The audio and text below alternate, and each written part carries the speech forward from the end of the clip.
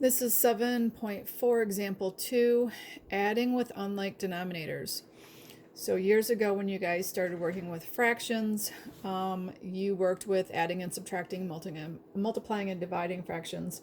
When you add and subtract, you have to have a common denominator. So that makes it a little bit tricky when it comes to rational expressions.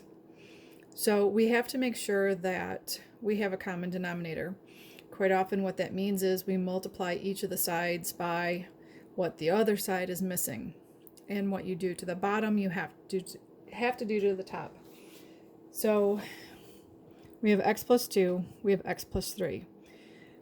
So in order to have a common denominator, we need to multiply this side by x plus 2 and this side by x plus 3. This whole expression needs to stay together. They have an x in common on each side, but they also have something added to it.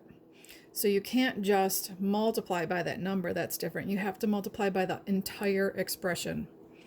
And then what you do to the bottom, you have to do to the top. So the right side gets multiplied by x plus 2 over x plus 2, which remember is essentially 1. The left side gets multiplied by x plus 3 over x plus 3. Again, this is equal to 1. But the whole point is to have a common denominator. So our common denominator is now x plus 3 times x plus 2.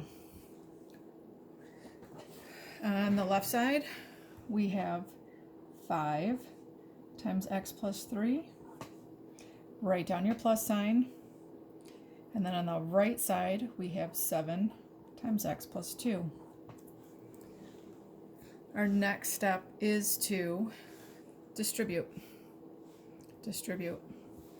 So we have 5 that needs to get multiplied by the x,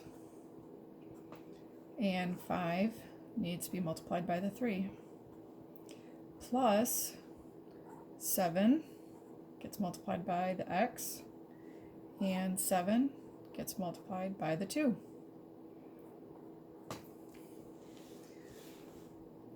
That is all over x plus 3 times x plus 2. So now let's put like terms together. We have the 5x and the 7x, which are like terms. That's 12x. And then we have the 15 plus the 7 times 2, which is 14.